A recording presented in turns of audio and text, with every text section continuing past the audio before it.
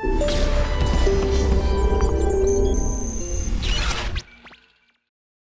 sore sahabat Alkitab sekalian, terima kasih sudah bergabung bersama kami dalam webinar Lembaga Alkitab Indonesia dengan tema Kabar Baik untuk Anak. Biarlah kiranya webinar kita dengan tema Kabar Baik untuk Anak ini kiranya bisa menjadi berkat untuk kita semua.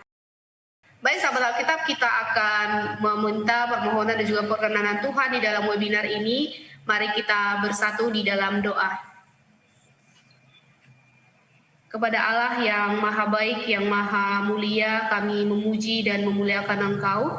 Terpujilah Engkau di tempat yang maha tinggi, ya Allah, buat setiap penyertaan-Mu, pertolongan-Mu dan juga berkat-Mu di dalam kami. Kami sungguh bersyukur jika boleh kami bisa bertemu kembali meskipun dalam lewat online ini, ya Allah, dalam Zoom maupun di rumah kami, dan dimanapun kami berada hari ini. Terima kasih untuk setiap peralatan perlengkapan yang kami gunakan, biarlah semuanya bisa berfungsi dan juga berguna dengan baik, sehingga kami peserta, baik juga yang pembicara bisa menyampaikan dan juga kami juga bisa menikmatinya dan juga kami bisa mengerti firman Tuhan di hari ini. Berkati hamba-Mu yang akan menyampaikan ya Tuhan, materinya juga biarlah apa yang disampaikan kami peserta bisa mengerti, memahaminya ya Allah. Berarti webinar kami ini biarlah di dalam Engkau kami serahkan semuanya bisa berjalan dengan baik. Di dalam nama Yesus Kristus kami berdoa dan mengucap syukur. Amin.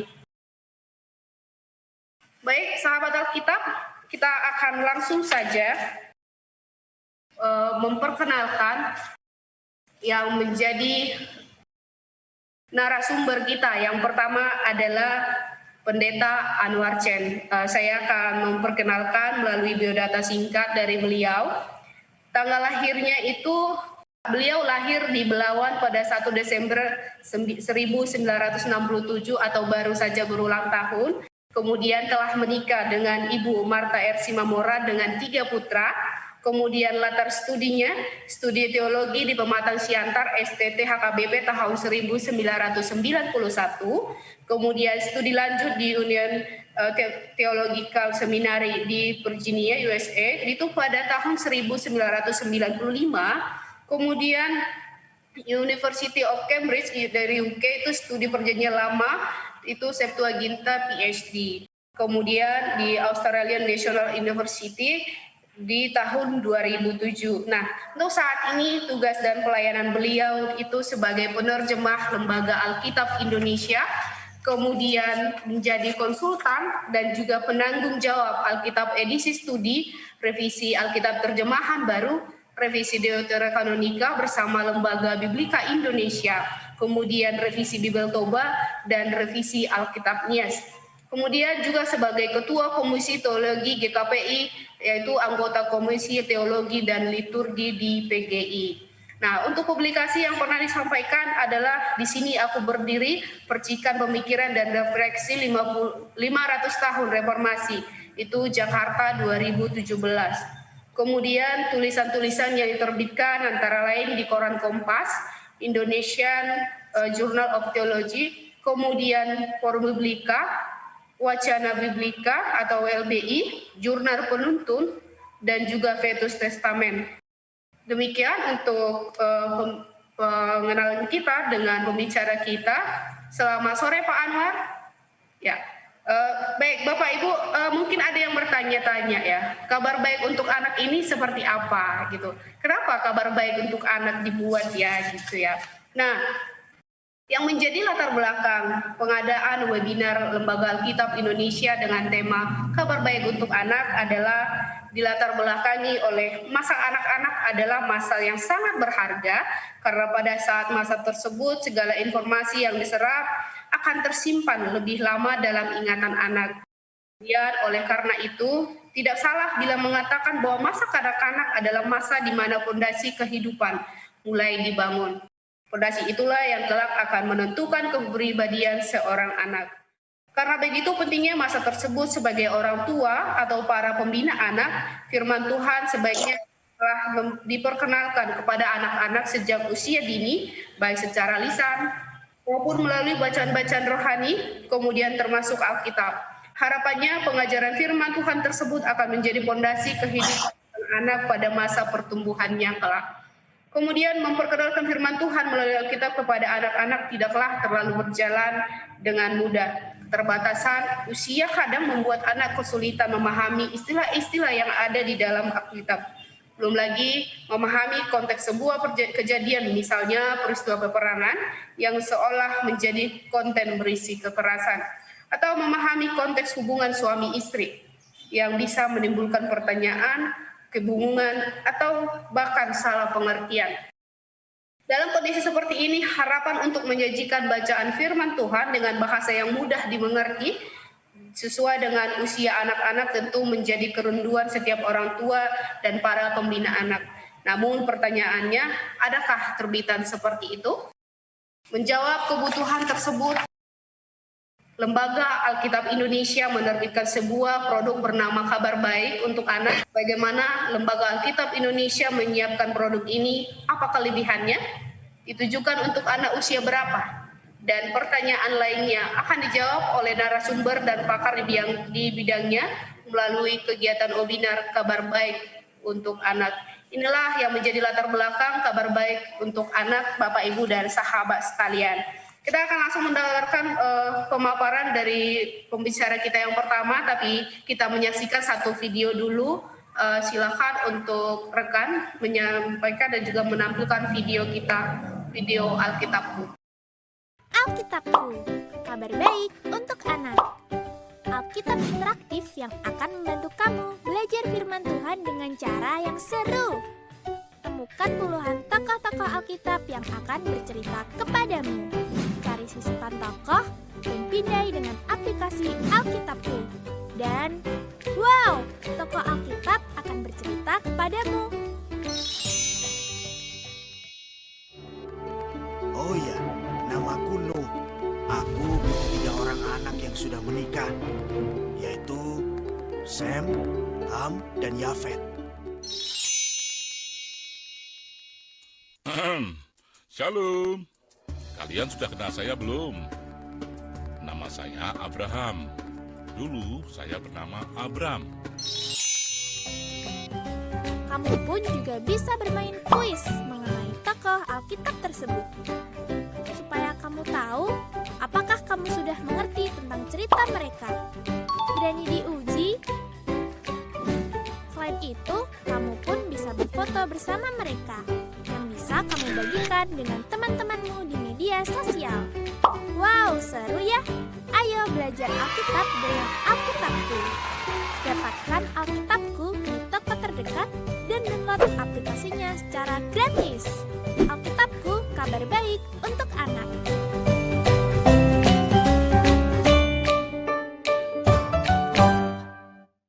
Sahabat Alkitab, kita akan bersama langsung mendengarkan pemaparan dari pemateri kita yang pertama dari Pak Anwar Chen selama 25 menit. Silakan Pak. Maaf, ini ada hal yang saya sedang persiapkan ya. Semoga tidak ada gangguan sinyal selama pemaparan ini. Izinkan saya dalam kira-kira setengah jam ke depan ini memaparkan hal-hal yang mendasar ya tentang ya pembaca Alkitab dan khususnya dalam usia dini. Nanti tentu ini akan dilanjutkan oleh pemateri berikutnya yang berbicara lebih baik tentang bagaimana kehadiran firman ini turut membentuk kehidupan anak ya. Ya, salah satu tantangan di dalam membaca Alkitab sebenarnya karena Alkitab itu memang sebenarnya tulisan yang sangat kuno. Kadang-kadang kita lupakan ini ya, Alkitab ini betul-betul adalah tulisan yang luar biasa. Yang saya tampilkan di layar ini adalah suatu salinan dari gulungan kitab Yesaya yang ditemukan di dekat salah satu daerah sekitar Laut Mati, yaitu makanya disebut sebagai naskah Laut Mati. Dan ini usianya kira-kira 2200 tahun. Kitab Nabi Yesaya sendiri itu kira-kira ditulis 2700 sampai 2800 tahun yang lalu. Kadang-kadang kita lupa ya, begitu jauhnya, begitu lebarnya jarak waktu antara kita sekarang baca Alkitab dengan waktu penulisannya. Nah, Padahal Alkitab sendiri dengan tegas mengatakan bahwa proses memahami firman Tuhan itu tidak mengenal jarak waktu, memerlukan upaya untuk menjembatani ya kesenjangan-kesenjangan yang ada. Makanya kalau kita membaca 2 Timotius pasal 3 ayat 15 sampai 17, ini salah satu nats yang sangat penting ketika kita bicara tentang bagaimana firman Tuhan membentuk kehidupan kita sejak dini. Di situ dikatakan, ingatlah juga bahwa dari kecil kau sudah mengenal kitab suci yang dapat memberi hikmat kepadamu dan menuntun engkau pada keselamatan oleh iman kepada Kristus Yesus. Segala tulisan yang diilhamkan Allah memang bermanfaat untuk mengajar, untuk menyatakan kesalahan, untuk memperbaiki kelakuan, dan untuk mendidik orang dalam. Dengan demikian tiap-tiap manusia kepunyaan Allah diperlengkapi untuk setiap perbuatan baik. Ya, kata kuncinya termasuk di situ dari kecil ya. Jadi Timotius, anak rohani Rasul Paulus, dari kecil memang diperkenalkan ya oleh orang tuanya kepada kitab suci. Kitab suci ini memberi hikmat dan lebih lagi menyangkut soal keselamatan. Jadi inilah yang menjadi tanggung jawab sekaligus tantangan bagi kita ketika kita berbicara tentang bagaimana firman Tuhan ini dapat dialihkan di tas. Nah, kita membaca di dalam Alkitab sendiri, misalnya dalam kitab Ulangan ya, berulang kali disampaikan ya, bahwa tanggung jawab ini tidak harus dijalankan oleh orang tua. Ini Ulangan 6 ayat 4-7 mengatakan, dengarlah hai orang Israel, Tuhan itu Allah kita, Tuhan itu Esa. Kasihilah Tuhan Allahmu dengan segenap hatimu, dengan segenap jiwamu dan dengan segenap kekuatanmu. Apa yang kuperintahkan padamu pada hari ini haruslah engkau perhatikan. Haruslah engkau mengajarkannya berulang-ulang pada anak-anakmu dan membicarakannya apabila engkau duduk di rumahmu, apabila engkau sedang dalam perjalanan, apabila engkau berbaring, dan apabila engkau bangun. Jadi tanggung jawab untuk mendidik anak di dalam firman Tuhan itu tidak diserahkan kepada guru pendidikan agama. Itu adalah bagian dari kehidupan keluarga beriman. Dan kalau kita membaca Ulangan pasal 6 ini, bahkan sebenarnya tanggung jawab utamanya terletak pada para bapak. Tentu saja ibu ikut, tapi ini ditujukan terutama kepada kaum bapak. Jadi benar-benar ada sesuatu yang telah berubah dalam kehidupan kita, di mana tanggung jawab untuk mendidik anak dalam firman Tuhan sangat sering sekarang ini diserahkan kepada sekolah. Kalau dalam konteks keluarga diserahkan kepada kaum ibu. Sebenarnya ini harus dikerjakan bersama-sama ya, oleh ibu dan sekaligus bapak. Nah, oleh karena itulah dalam proses penurun alihan lintas generasi itu sering sekali dalam Alkitab kita itu disarankan supaya ada semacam dialog. Jadi mengajar itu bukan hanya satu arah tapi juga dua arah. Makanya dikatakan dalam Ulangan 6 ayat 20, dikatakan apabila di kemudian hari anakmu bertanya kepadamu, apakah peringatan, ketetapan, dan peraturan itu yang diperintahkan kepadamu oleh Tuhan Allah kita?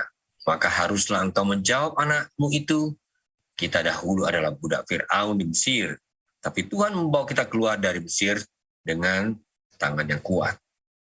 Jadi ya, itu dialog ya. Sampai sekarang pun ini tetap menjadi kebutuhan kita ya.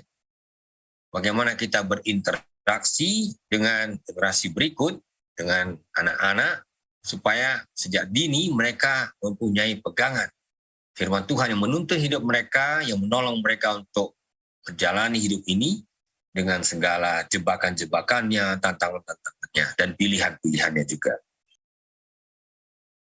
Nah, lalu persoalan sekarang bahwa kita menyadari kita hidup di abad ke-21. Ke abad yang sudah sangat berubah. Oleh karena itu memang posisi Alkitab itu terus berubah sesuai dengan perkembangan zaman. Meskipun demikian, ada satu penegasan, ini disampaikan oleh seorang ahli perjanjian lama ya di Jerman. Bayangkan, itu kira-kira berapa tahun yang lalu ya? 70 tahun yang lalu barangkali. Tidak ada buku dalam 2000 tahun terakhir ini yang mempunyai pengaruh di dunia seperti Alkitab. Suka atau tidak suka, ini faktanya. Alkitab adalah buku yang paling berpengaruh, meskipun terakhir-terakhir ini pengaruhnya sering diingkari.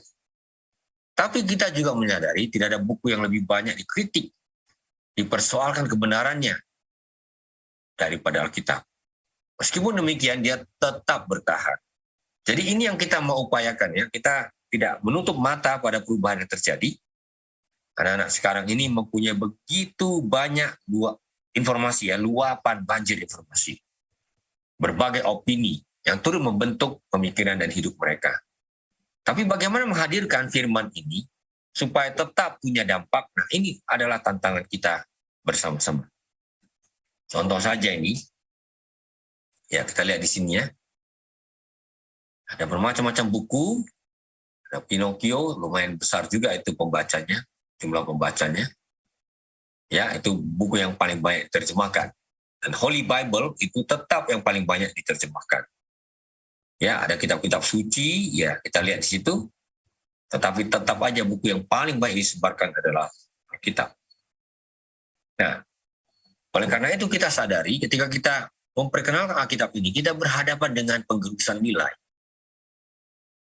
1993, itu Menteri Pendidikan Amerika, William Bennett, menulis sebuah buku. Menerbitkannya, judulnya adalah Book of Virtues, buku tentang nilai-nilai keutamaan.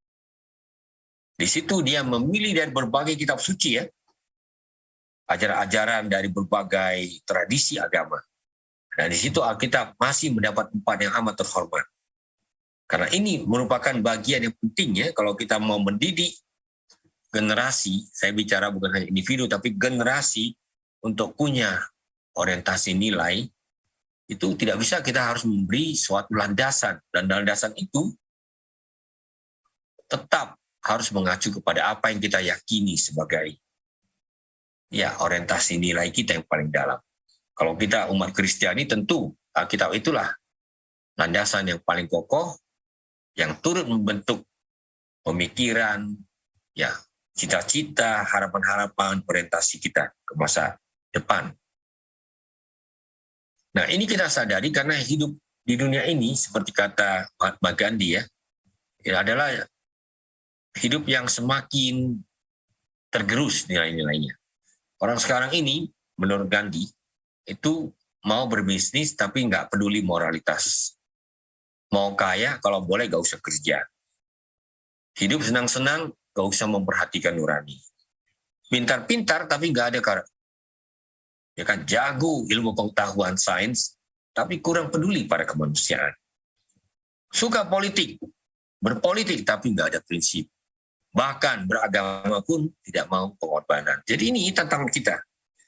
Luar biasa ya, Gandhi yang mengatakan ini kira-kira seabad yang lalu, dia ternyata masih relevan ya, mengkritik situasi kita sampai pada saat ini.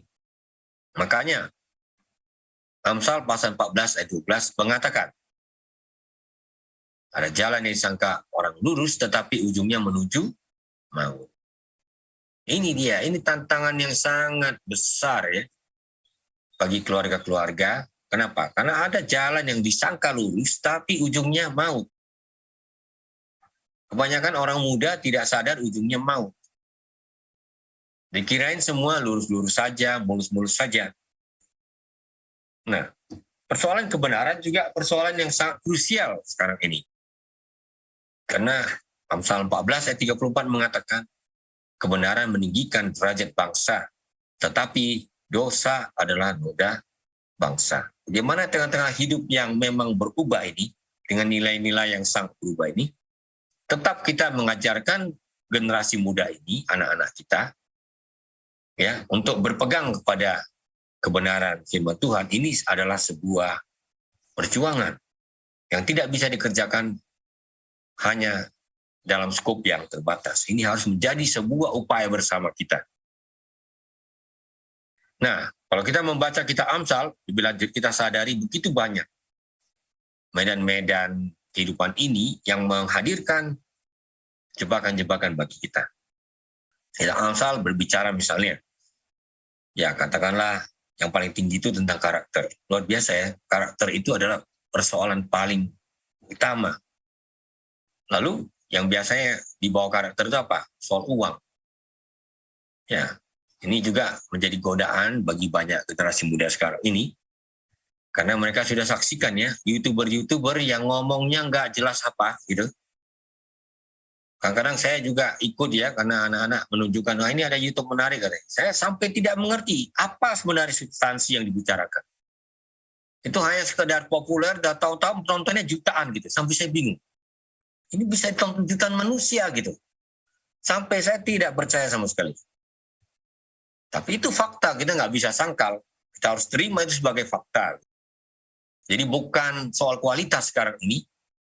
Asal ngecap aja, asal itu populer, itu bisa menjadi sangat menentukan. Nah, ini tantangannya. Kenapa? Karena di situ ada uang. Lalu ya, akibatnya apa? Menyangkut rohani. Banyak orang jadi nggak peduli pada hal-hal rohani. Ya, dan itu juga mempengaruhi relasinya. Dia tidak lagi mementingkan relasi yang terdekat, yang satu rumah. Dia bisa paling dekat dengan orang yang paling jauh. Karena dia terkoneksi secara virtual. Dan lain-lain, ya, termasuk soal godaan seks dan sebagainya.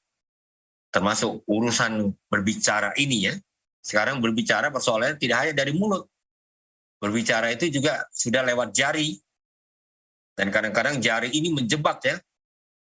Karena ada jejak digitalnya dan ini menjadi persoalan yang besar. Nah ini dia tantangan dunia kita yang berubah ini. Nah ini yang disebut dengan digital disruption. Manusia yang tadinya menguasai sekarang menjadi dikuasai. Muncullah berbagai bentuk narsisisme. Orang kepingin dikagumi. Eksibisionisme. Apa-apa ditunjukkan gitu ya. Baru makan rujak aja itu diviralkan gitu.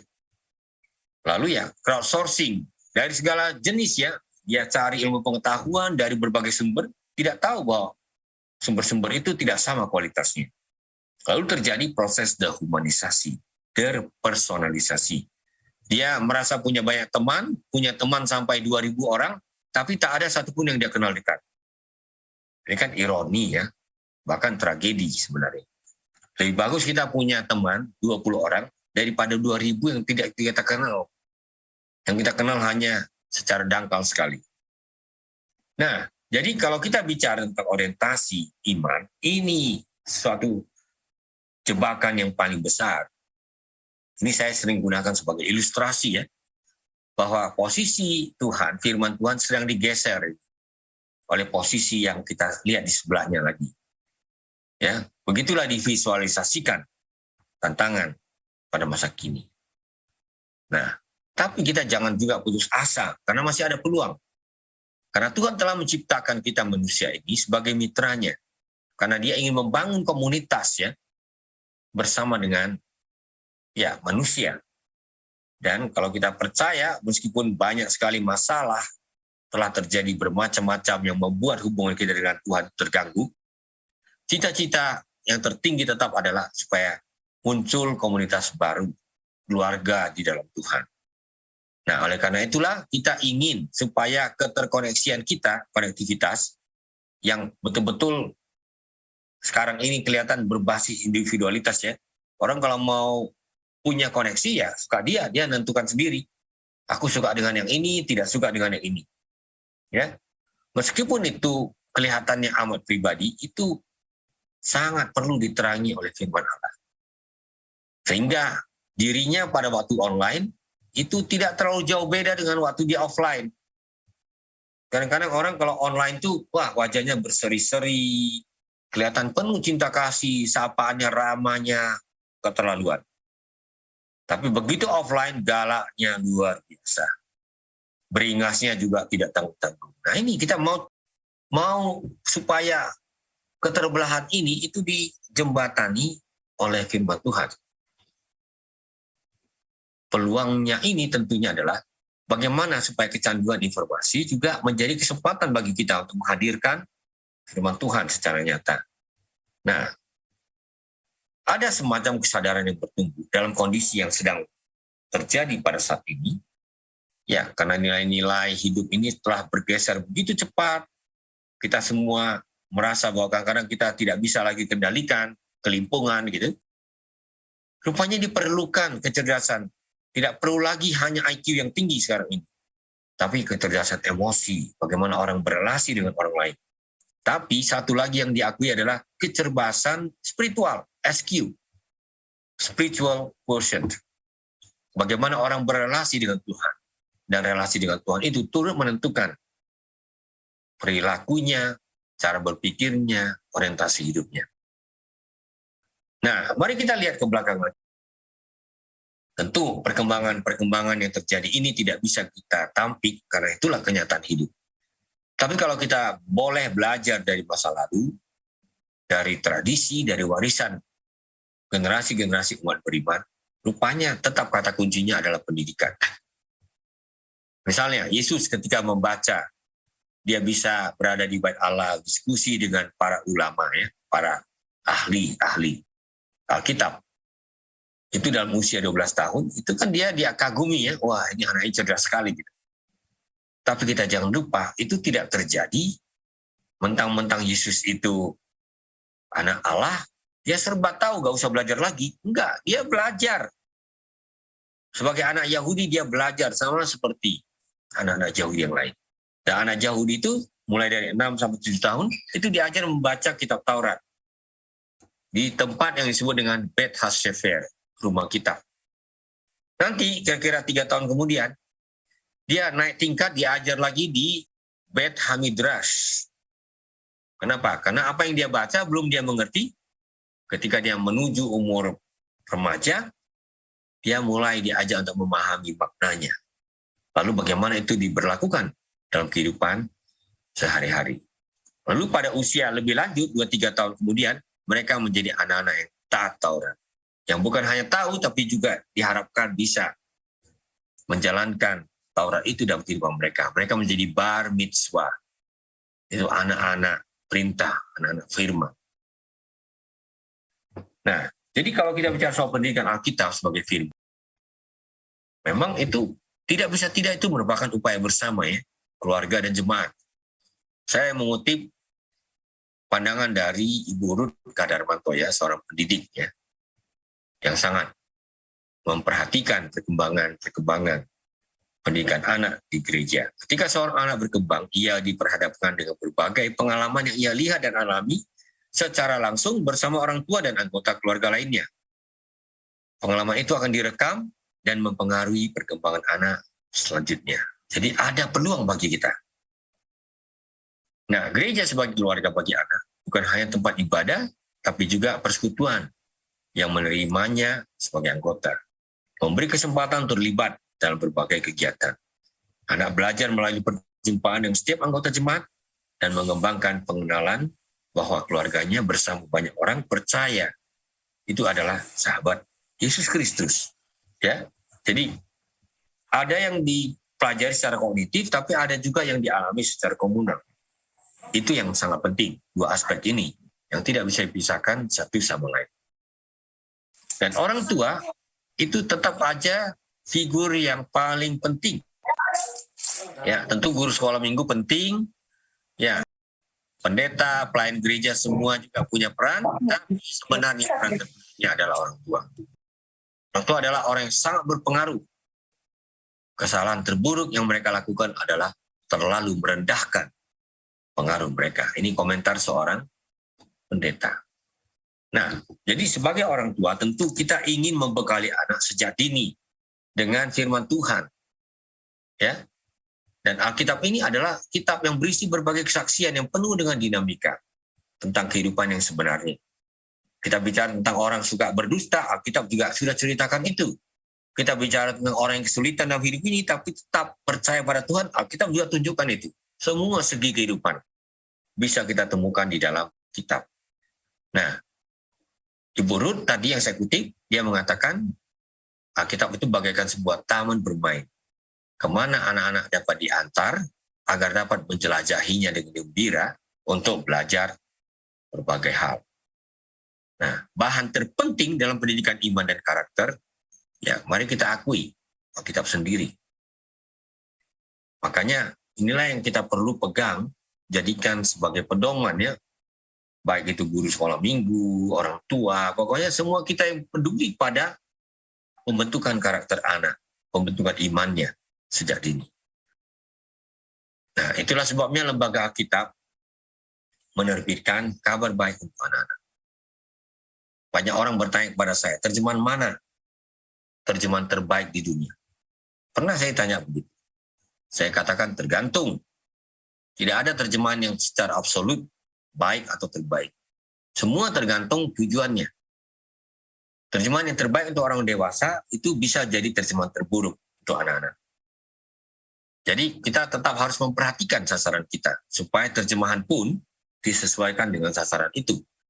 Jadi Lembaga Alkitab Indonesia menerbitkan kabar baik untuk anak-anak ini sebagai suatu kepedulian ya untuk turut melengkapi gereja, keluarga dengan bahan-bahan yang betul-betul merupakan Alkitab sendiri, tetapi dibahasakan dengan bahasa. Saya sebagai konsultan yang turut mendampingi ini, waktu itu saya masih sangat muda, saya ingat kira-kira 20 tahun lebih yang lalu ya. Kami benar-benar mencoba menerjemahkan ya, bukan hanya mengadaptasi, hanya bercerita ulang, tapi menerjemahkan Alkitab dalam bahasa anak-anak. Dan ternyata itu sangat-sangat menantang. Lebih sulit rupanya menerjemahkan Alkitab untuk anak-anak. Dan kami harus tes ya, karena orang tua ini pikir dia tahu semuanya. Enggak, kami harus tes. Waktu itu ya kami tes kepada anak-anak, ya teman-teman di Lembaga Alkitab Indonesia ya. Kalau dia katakan, oh maaf ini kurang ngerti, wah kami lihat lagi konsepnya. Wah berarti kurang berhasil kami turunkan lagi bahasanya, kami coba cari kata-kata lain yang lebih dimengerti. Jadi ini tes berulang kali ya. Jadi kalau tetap ada kritik, ada catatan-catatan, ya kami terbuka saja. Karena ketika ini terjemahkan pun seperti itu caranya. Supaya Alkitab ini bisa menjadi firman yang menyapa hidup anak-anak dalam bahasa yang mereka pahami. Nah, karena itu dalam kabar baik untuk anak-anak ini, tidak semua bagian dimasukkan. Bagian-bagian yang panjang lebar, silsilah-silsilah, ya itu tentu tidak cocok untuk anak-anak ya. Anak-anak membacanya, aduh nanti tengah jalan dia jangan-jangan sudah bosan. Ya.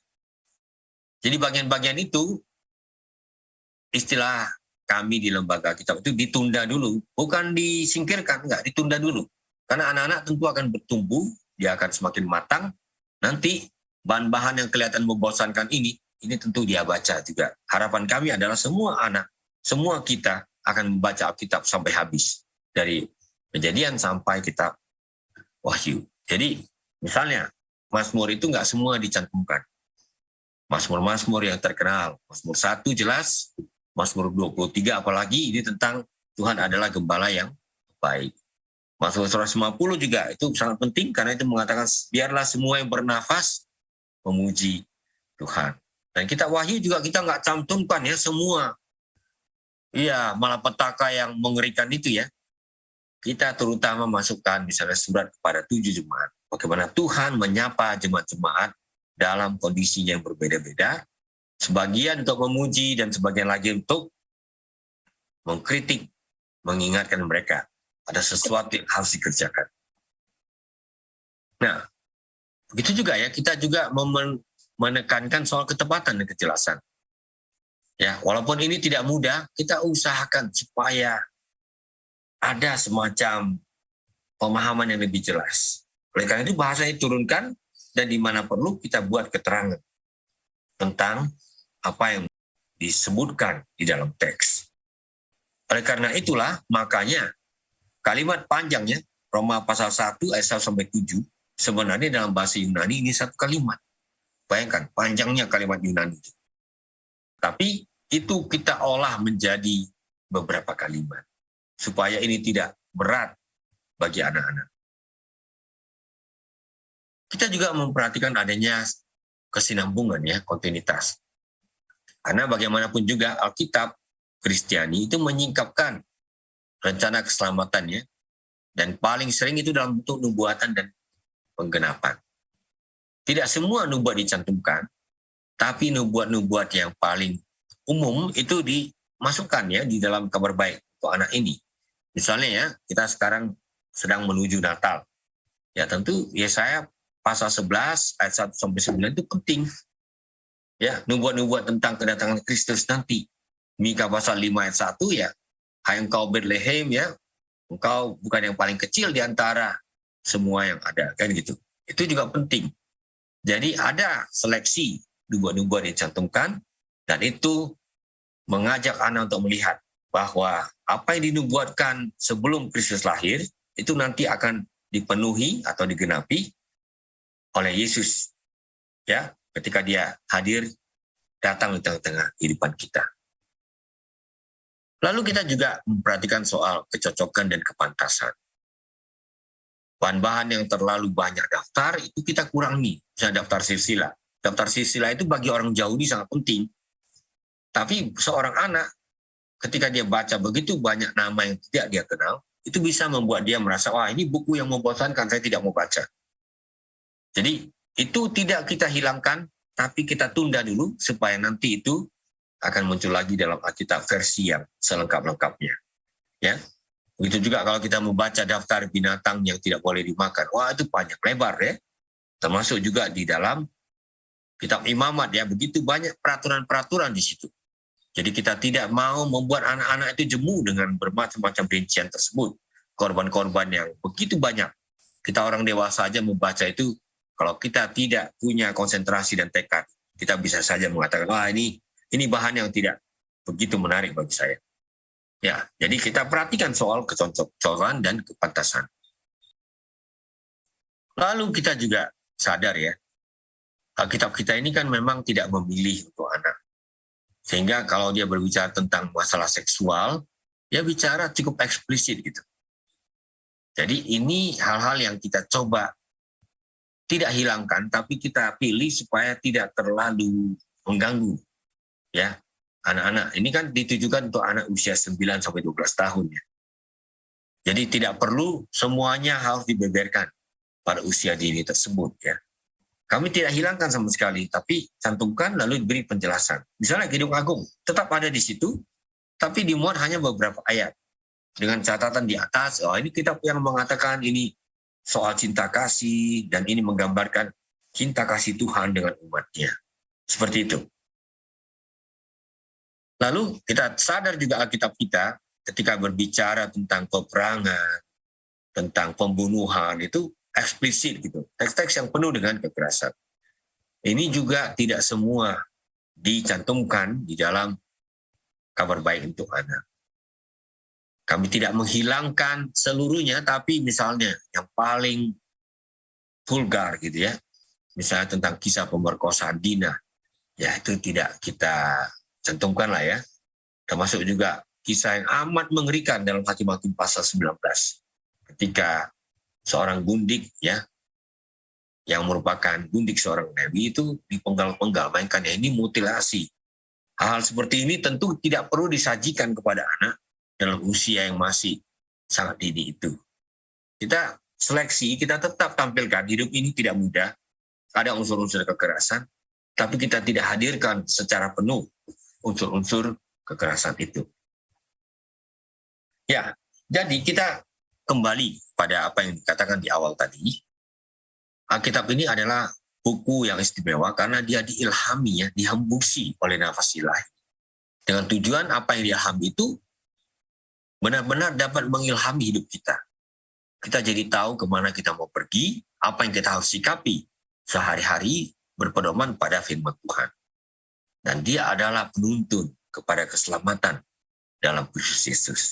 Jadi sangat penting sejak dini kita menanamkan ya keyakinan-keyakinan dasar ini. Nilai-nilai, perilaku-perilaku, norma-norma yang akan menuntun hidup kita ini sampai nanti kita tua dan kita pada waktunya nanti semua akan menghadap Tuhan. Itulah sebabnya Amsal mengatakan, dirilah orang muda menurut jalan yang patut baginya. Maka pada masa tuanya pun ia tidak akan menyimpang dari jalan itu. Nah, demikian yang bisa saya sampaikan secara singkat. Kiranya kita mempunyai gambaran ya tentang betapa pentingnya kita memulai pembacaan Alkitab sejak dini dan kita memperkenalkan ya kisah-kisah, nilai-nilai, prinsip-prinsip, dasar-dasar iman yang menentukan bagi kehidupan orang-orang percaya.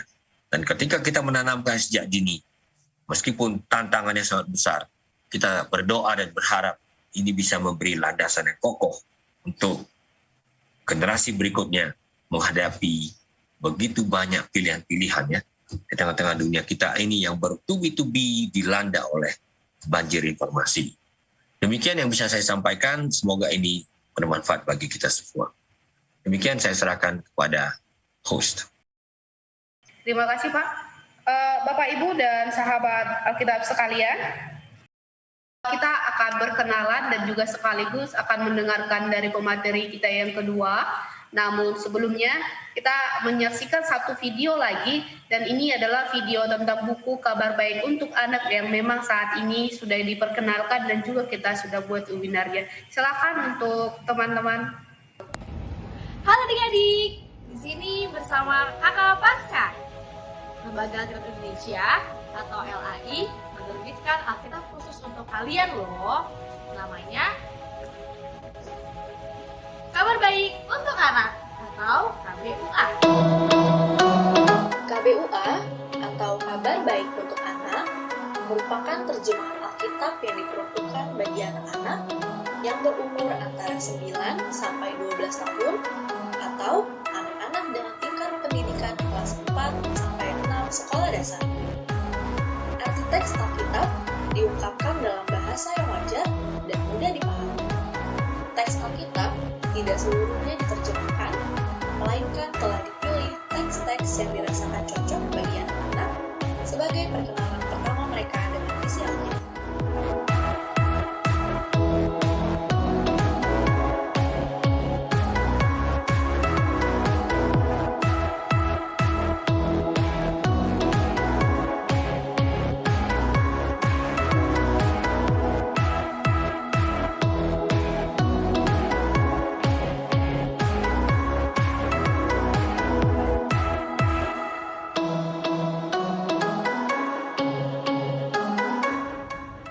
Mari adik-adik kita miliki KBUA, Kabar Baik untuk Anak.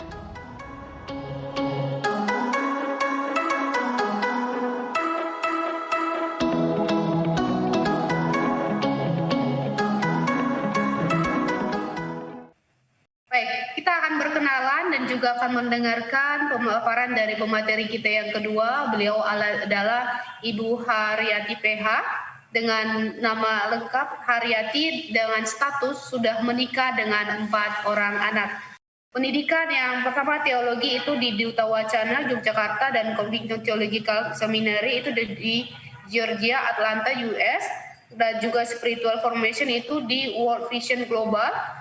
Pengalaman pekerja sebagai di World Vision International Indonesia itu pada tahun 1989 sampai 1993, kemudian 1999 sampai 2005, dan Asia Pasifik itu 2010 sampai 2012.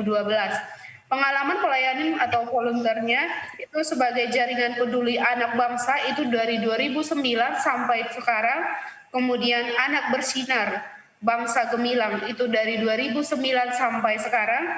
Kemudian buku yang sudah dituliskan oleh beliau sungguh banyak, tapi yang berhubungan dengan anak itu ada salah satunya sebagai penulis buku Kajian Teologi Anak, kemudian panduan dan modul gerakan ramah anak, kemudian panduan umum Sekolah Kristen Ramah Anak, dan juga masih banyak lagi.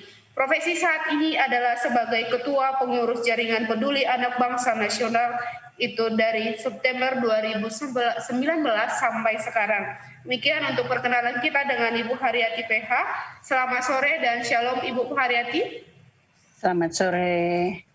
Baik, terima kasih. Saya share screen langsung ya. Baik, silakan Ibu. Selamat sore, salam sejahtera buat semuanya. Kami diundang, agak mendadak ya, mengundangnya untuk membawakan sebuah topik dari sisi bagaimana mewujudkan atau mengimplementasikannya. Semoga dalam tadi informasinya 25 menit ya. Jadi semoga tujuan ini tercapai di akhir sesi, peserta memahami mengapa penting menyampaikan kabar baik kepada anak-anak. Saya ingin mengajak kepada saudara-saudara semua untuk berefleksi. Apa yang paling utama apa yang paling utama kita ajarkan dan kita biasakan kepada anak-anak kita. Mungkin beberapa waktu kita coba merefleksikan diri. Apa sih yang paling utama kita ajarkan dan kita biasakan kepada anak-anak kita? Kalau tadi Pak Anwar mengatakan bahwa ini sangat penting, ya firman Tuhan sangat penting, apakah kita memang juga fokus di situ? Dan nilai-nilai itu sangat penting, apakah kita juga membiasakan anak-anak kita di situ?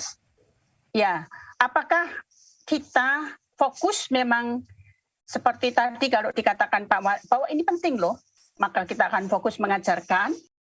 Dan kalau nilai-nilai itu juga, oh ini sangat penting, apakah kita juga membiasakan? Ya. Kita memahami bahwa nilai dan moral itu akan membentuk kepribadian anak, akan berpengaruh pada kehidupan anak selanjutnya. Sehingga kita tidak bisa bermain-main di sini, kita tidak bisa juga coba-coba, kita juga tidak bisa mengabaikan, ya. Karena apa? Karena ini sangat menentukan dalam kehidupan seorang manusia di kemudian hari.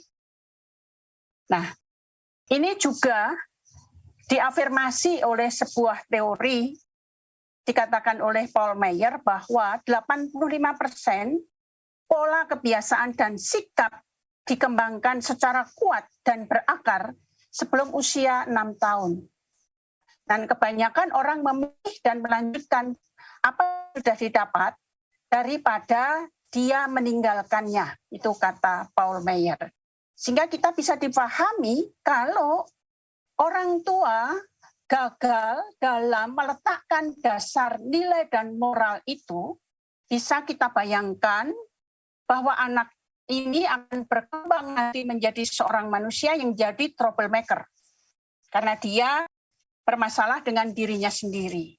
Dia juga dalam perkembangan ke depan, dia akan menyusahkan orang lain selain juga dirinya susah. Ya.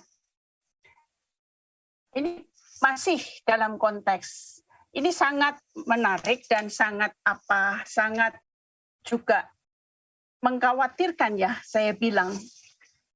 Karena hasil sebuah riset ini ya, yang ini riset gabungan ya dari berbagai sisi ilmu ya, ada psikologi, fisiologi, anatomi, mental, spiritual dan sebagainya, dan juga waktunya sangat lama 30 tahun, targetnya juga ada anak-anak, ada pasien dan sebagainya, yang mengatakan bahwa mayoritas manusia itu tidak memiliki kebahagiaan batin dan sukacita.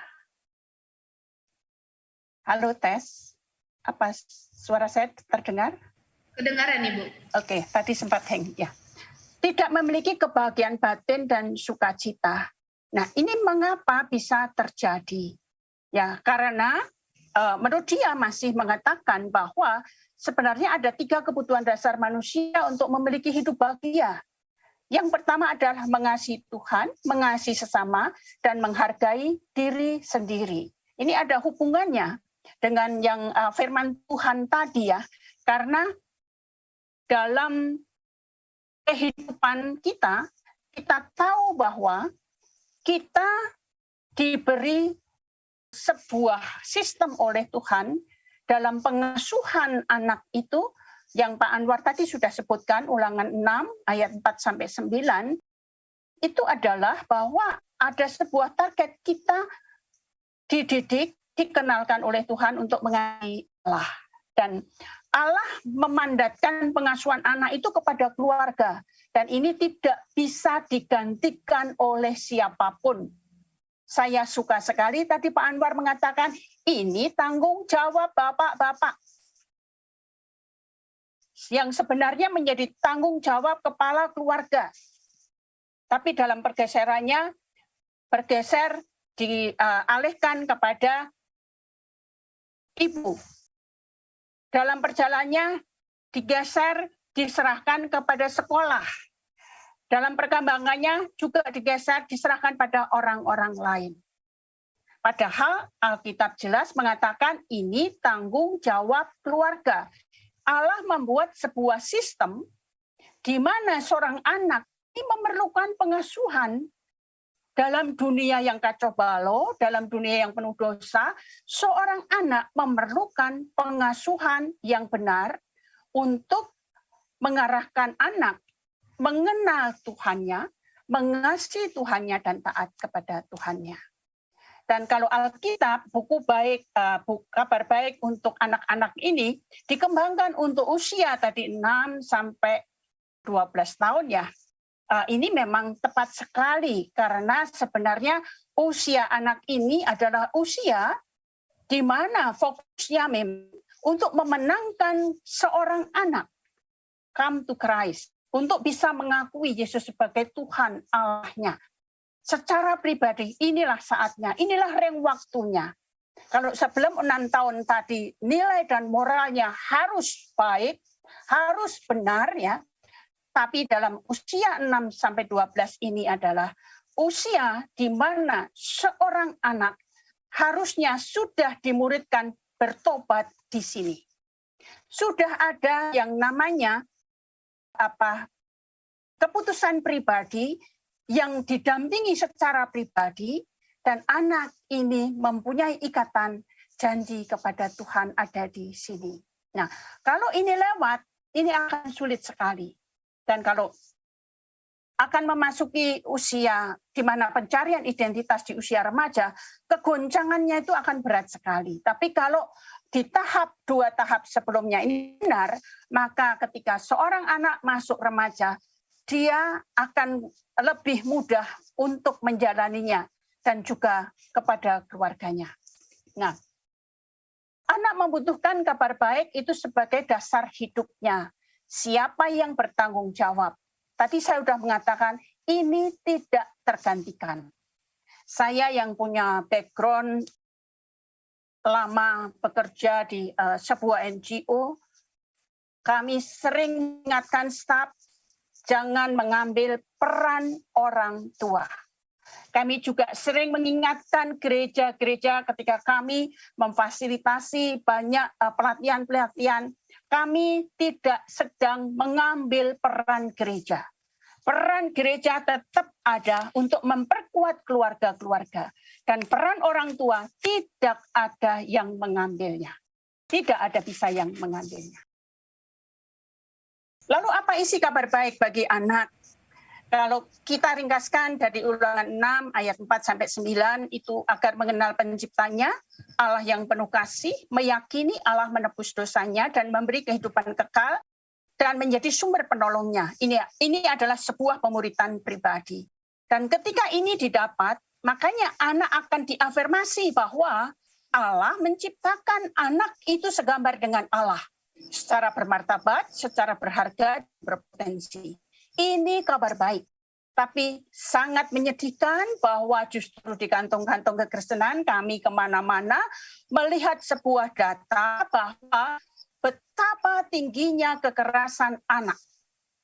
Artinya apa? Ketika ada sangat tinggi kekerasan anak di sana, angkanya itu ada ya, angkanya kan ada di data ada ya.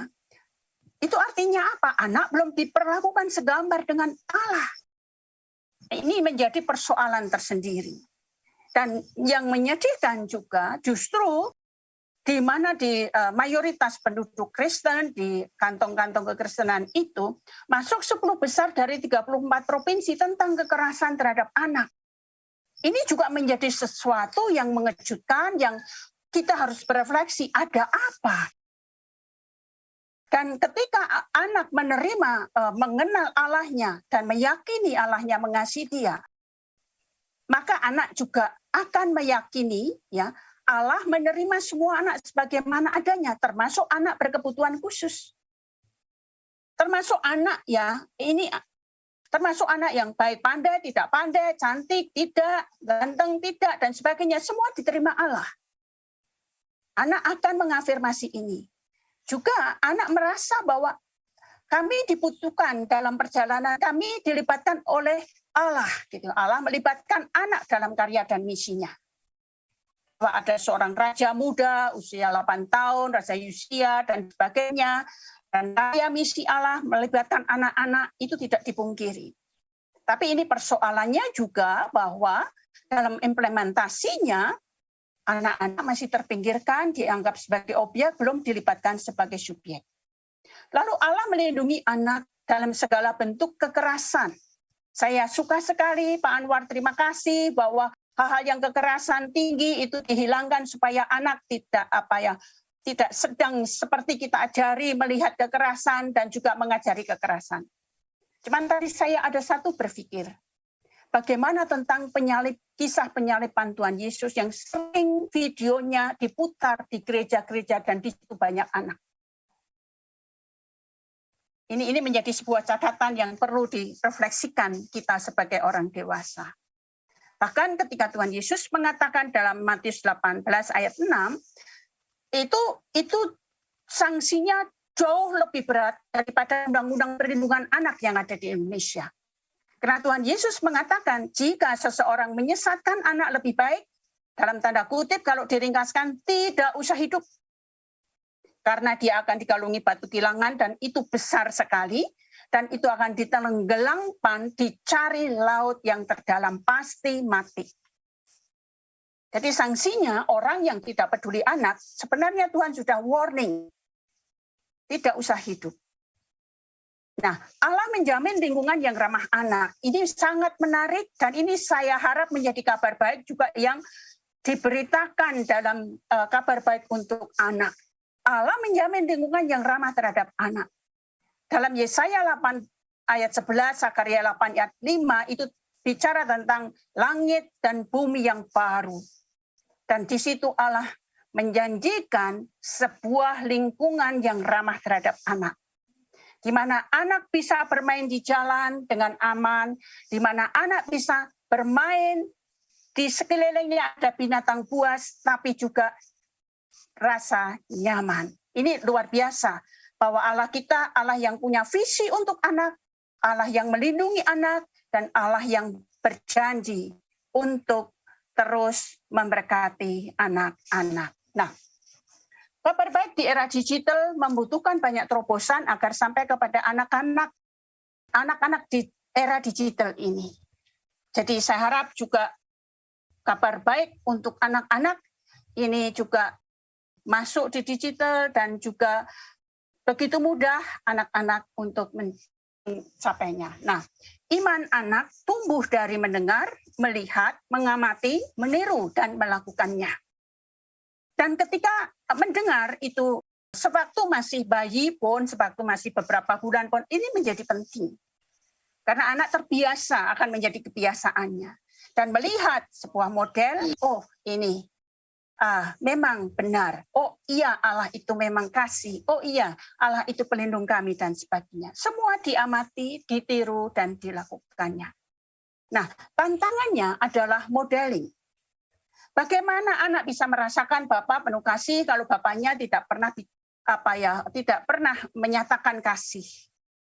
Bapaknya juga tidak pernah telling story tentang bagaimana kehidupan beriman bersama Tuhan, perjalanan spiritualitasnya, juga menggandeng anak-anaknya untuk duduk di meja makan atau meja untuk duduk bersama, berdoa, menyatakan tentang kabar baik, berdoa bersama, dan sebagainya.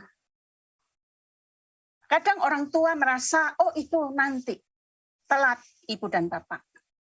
Karena hal duduk bersama walaupun anak belum mengerti, itulah anak sedang membangun kebiasaannya. Dan anak-anak di era digital ini, kemungkinan teori-teori yang saya sampaikan di depan itu akan berubah dalam 5-10 tahun lagi. Karena apa? Karena kita masuk di era digital, di mana anak-anak sekarang sangat canggih dengan gadget dan semua informasi terbuka di situ. Walaupun ada misalnya, oh ini sudah dilindungi oleh Kominfo dan sebagainya. Anak-anak digital itu mainnya di mainstreaming. Dan mainstreaming itu tidak ada yang menyetop apapun. Nah, ini anak-anak akhirnya kalau tadi kita tidak membekali sejauh mungkin, sedini mungkin tentang kebenaran Alkitab, anak-anak ini akan menghadapi dalam mereka berselancar di dunia digital yang namanya relativisme kebenaran. Kebenaran yang kita terima secara mutlak yang diajarkan Alkitab itu dijungkir balikkan dalam dunia maya. Jadi anak-anak kita tidak punya filter. Sehingga lahirlah yang namanya LGBT, yang namanya child free, yang mana dan sebagainya ini menjadi sebuah yang harus dipertimbangkan. Kalau anak-anak kita tidak kuat dari sedini mungkin, anak-anak kita tidak akan punya filter.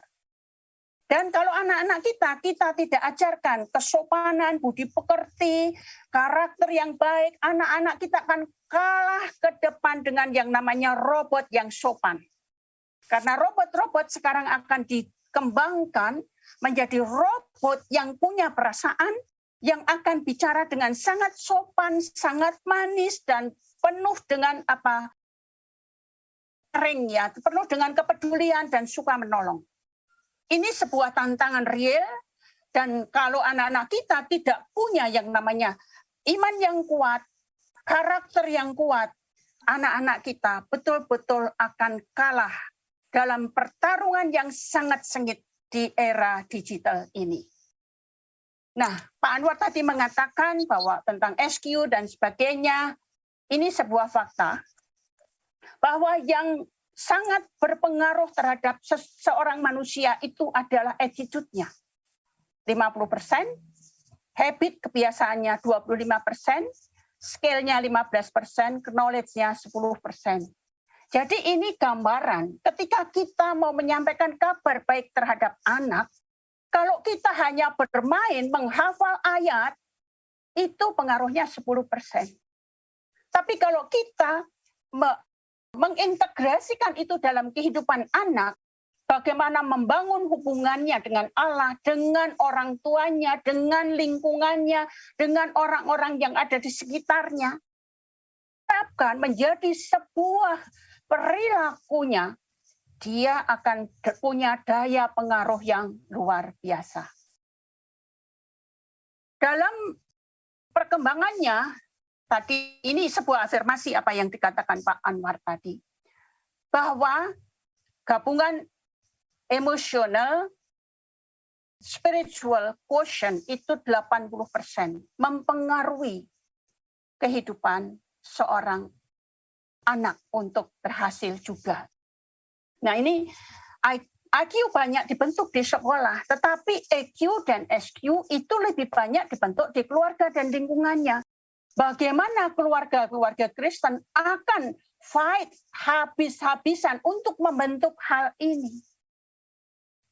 Nah ini menjadi sebuah refleksi. Apakah kita mau bayar ya, pay the cost, kita mau membayar harga untuk hal ini.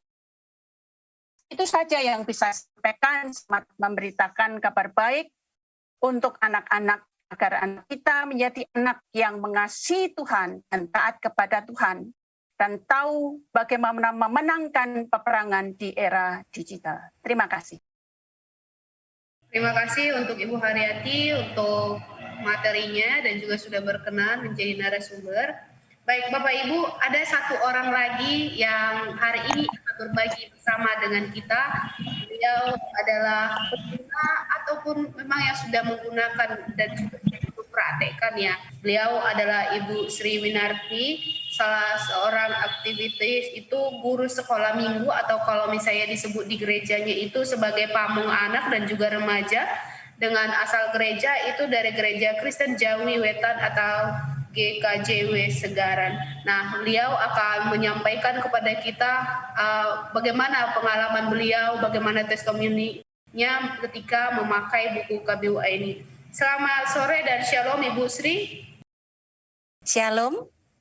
Perkenalkan, nama saya Bu Sri Winarni. Biasa kalau di gereja, kalau mungkin di gereja lain guru sekolah minggu, kalau di kami di GKJW itu menyebutnya itu pamong anak dan remaja, pamong. apa ya, kalau orang Jawa bilang itu tukang ngomong gitu ya.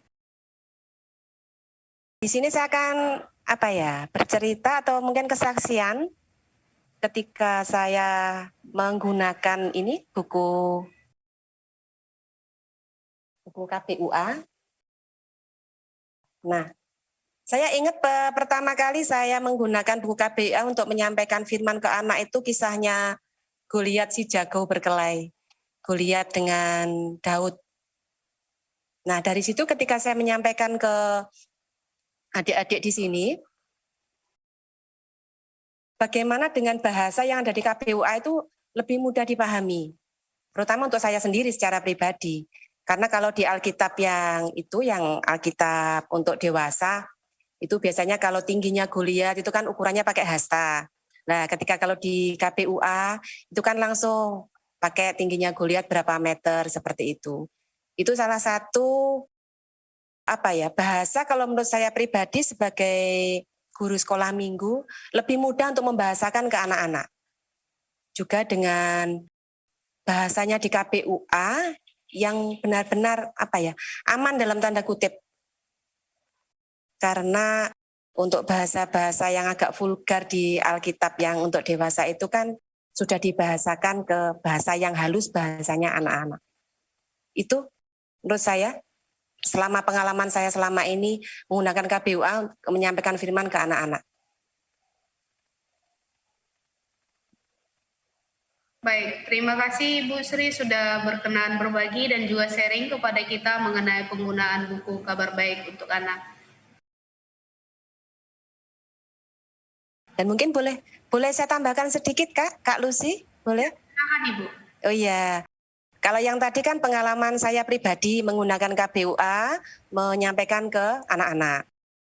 Nah, di jemaat kami kan juga dibagikan ke anak-anak usia 9-12 tahun. Yang buku KPUA seperti ini, dengan buku panduan seperti ini, akhirnya kami sebagai pamong anak dan remaja, sebagai guru sekolah minggu, akhirnya mau dengan mendampingi anak-anak membaca KPUA, ini selama nggak terasa ya Kak, dari awal 2021 mulai bulan Januari, hari ini tadi sudah memasuki hari ke-280. Jadi tinggal 15 hari lagi membaca Alkitab tuntas Kak, dari Kejadian sampai Wahyu, gak kerasa Kak. Dan akhirnya sebagai guru sekolah minggu, ya karena mendampingi adik-adik ya Kak ya, mengabsen tiap hari, membaca tiap hari, akhirnya guru sekolah minggunya juga akhirnya tuntas Kak, membaca dari Kejadian sampai Wahyu. Begitupun juga adik-adik. Bagaimana dengan tanggapan teman-teman yang lain Ibu setelah mereka menggunakan buku KPUA ini? Yang teman-teman guru sekolah minggu Kak, iya sama Kak. Merasa ini bahasanya mudah dipahami seperti itu Kak.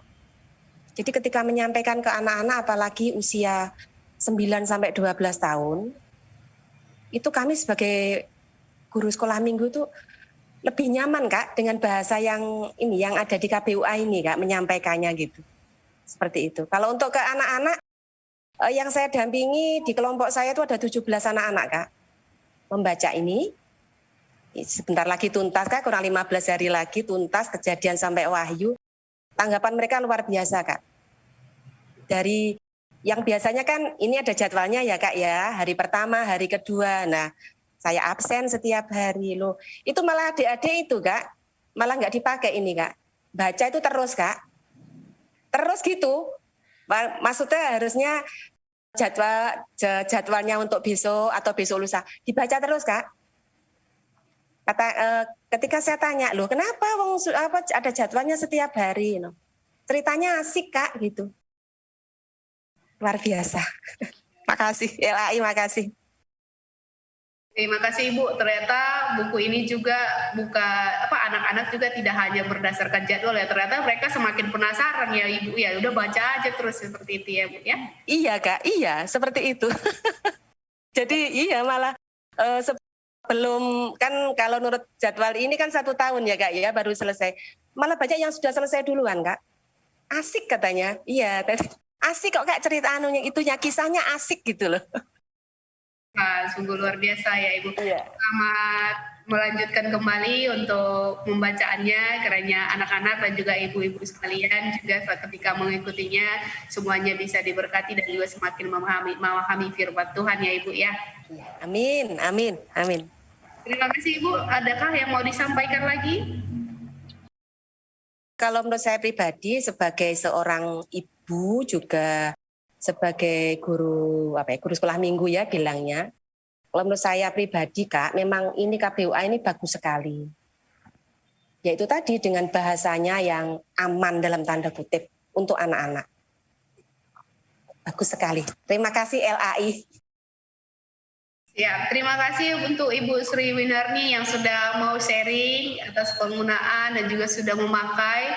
Kiranya ini juga bisa menjadi jawaban untuk Bapak Ibu dan juga sahabat Alkitab di sini yang mungkin sekarang masih bingung pakai buku apa ya. Mungkin ini bisa menjawab salah satunya untuk bisa semakin memperkenalkan diri anak, mengetahui dan juga mengerti firman Tuhan. Terima kasih Ibu. Baik Bapak Ibu dan sahabat Alkitab semuanya, kedua pemateri kita sudah selesai menyampaikan materinya yang sudah sungguh luar biasa, dan juga dari Ibu Sri juga sudah membantu kita juga sebagai sharing ya, karena sudah menggunakan buku KBUA. Sahabat Alkitab, kita akan langsung bertanya ataupun masuk ke dalam sesi tanya jawab. Ini pertanyaan kepada Pak Anwar. Ini tentang KBUA Pak. Dia bertanya seperti ini. Tadi Bapak menyampaikan bahwasannya akan ada hal-hal yang ditunda disampaikan di KBUA, misalnya tentang bagian-bagian silsilah seperti itu Pak. Nah, kira-kira Pak, usia berapa mereka akan menerima materi yang seutuhnya?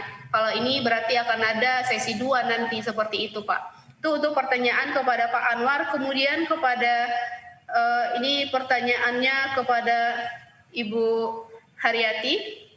Ini adalah pengalamannya bahwasannya di zaman COVID ini, bahkan sejauh sebelum zaman COVID juga terjadi perceraian anak. Ini dari pertanyaan dari Ibu Johana, bahwasanya ada semakin banyak mungkin perceraian anak karena mungkin ada beberapa hal. Nah, yang menjadi korbannya adalah anak-anak, bahkan si anak sampai tidak bersekolah lagi karena orang tua sudah bercerai. Nah, ini disampaikan bahwa dia juga sebagai pelayan anak. Nah, menurut Ibu, baik Ibu Sri maupun Ibu Haryati, boleh nanti memberikan komentar bagaimana kira-kira hal apa yang akan harus disampaikan ya, apa yang harus dilakukan oleh pemerhati anak akan menghadapi baik untuk orang tua yang bercerai ataupun apa yang akan dilakukan tips-tipsnya untuk anak-anak yang menjadi korban dari perceraian.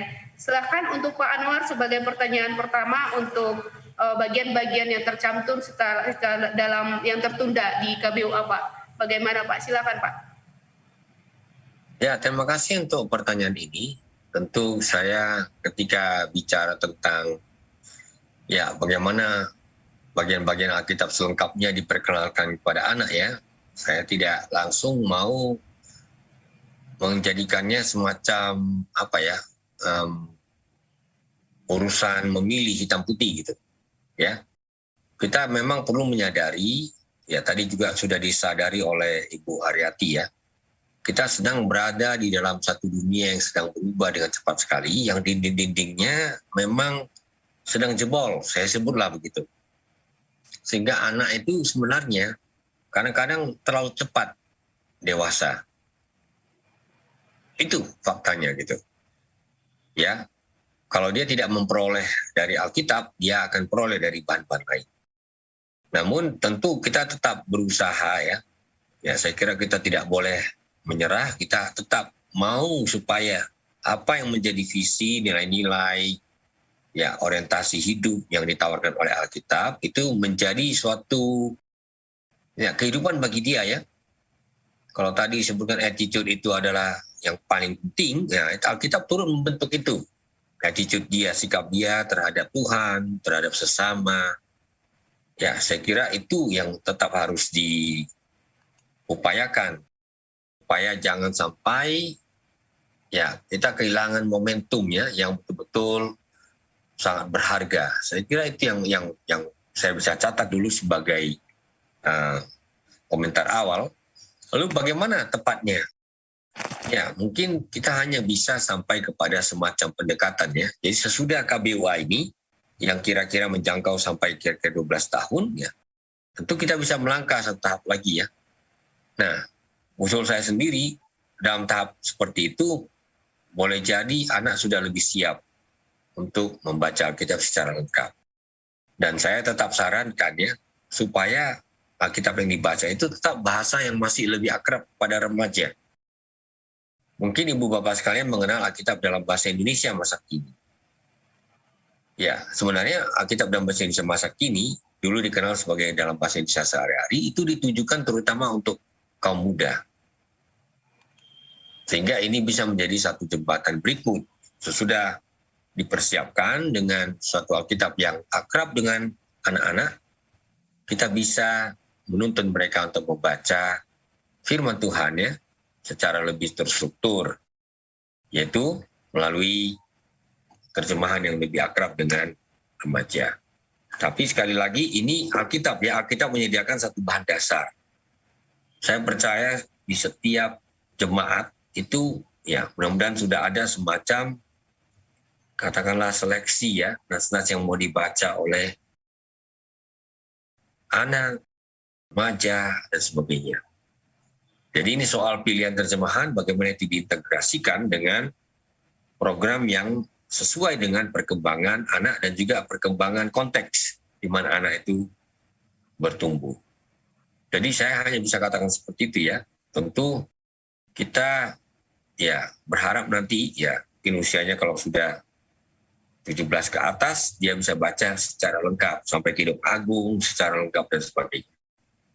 Ya, itu yang bisa saya katakan secara singkat ya, mengenai soal perkembangan anak dan bagaimana Alkitab itu disesuaikan dengan usia dan juga perkembangan anak sesuai dengan usianya. Demikian, Lucia. Terima kasih Pak, kiranya itu bisa menjadi jawaban kepada peserta. Bagaimana dengan Ibu Haryati terkait dengan kasus ada perceraian yang kemudian si anak menjadi korban bahkan sampai tidak sekolah. Bagaimana tanggapan Ibu dan adakah hal tips-tips yang mungkin bisa disampaikan oleh yang menjadi pelayan anak baik kepada orang tua maupun kepada anak yang menjadi korban dari perceraian tersebut. Silakan Ibu. Ya, terima kasih. Perceraian naik sangat benar di era pandemi ini. Beberapa waktu yang lalu justru khusus ini di Jawa Timur ya, dari pejabat daerahnya mengatakan sebelum pandemi itu perceraian mereka 8.500 satu tahun. Tapi di era pandemi menjadi 85.000. Artinya apa? Ini kenaikannya cukup signifikan. Dan ini bukan hanya terjadi di Jawa Timur. Saya hanya mengafirmasi, Ibu tadi mengatakan bahwa di era pandemi ini perceraian meningkat, sangat benar itu. Nah, bagaimana menghadapi anak-anak yang menjadi korban perceraian itu? Tentu anak-anak usianya di bawah usia 18 tahun ini ya. Nah, bahwa meyakinkan mereka kalau mereka belajar kabar baik untuk anak, selain mereka mempunyai orang tua duniawi, mereka mempunyai orang tua surgawi.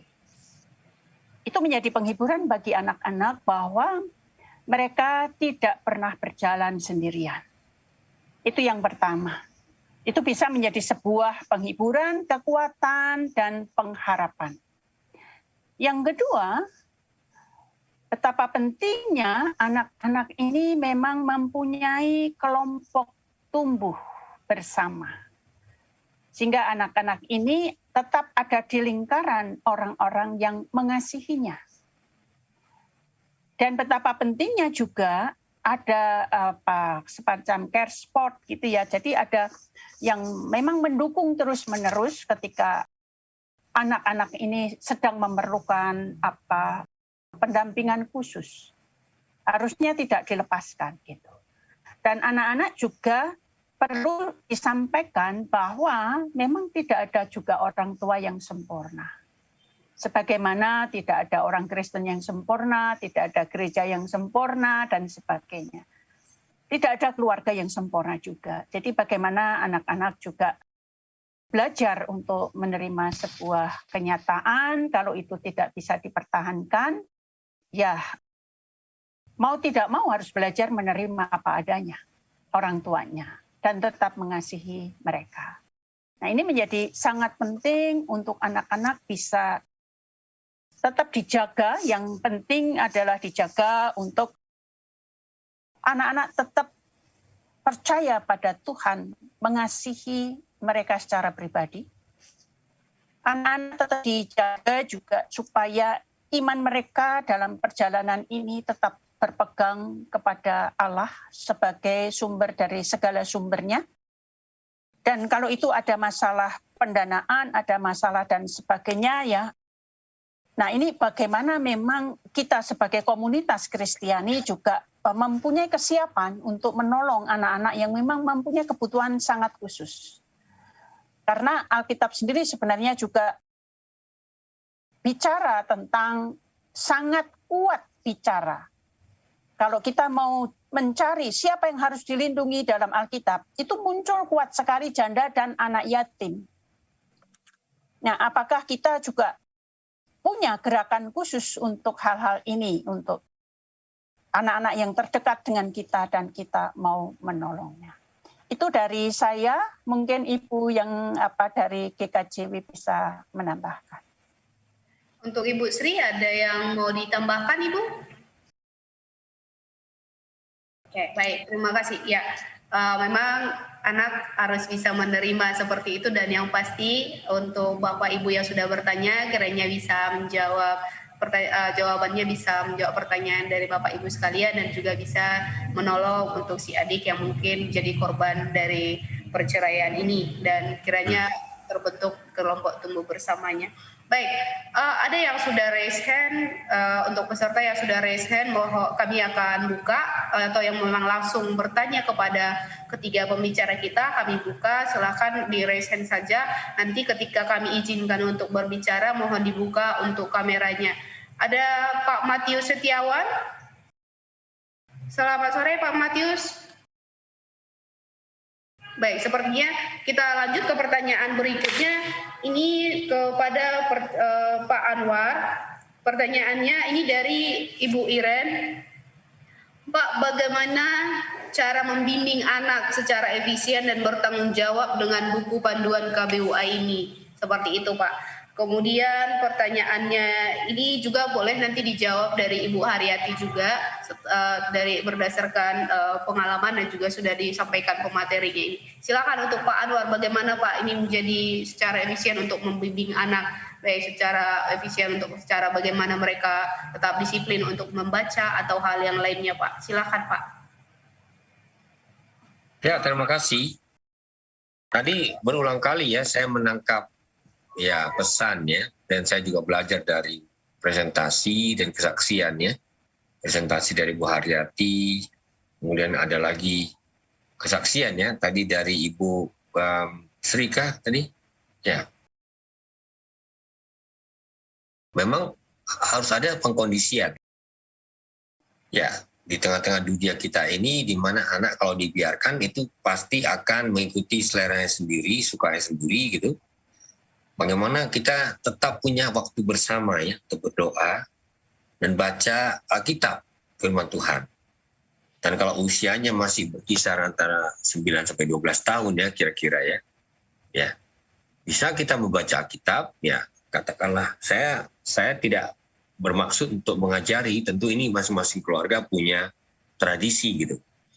Ya katakanlah misalnya makan malam kah, waktu yang paling kondusif itu kapan gitu.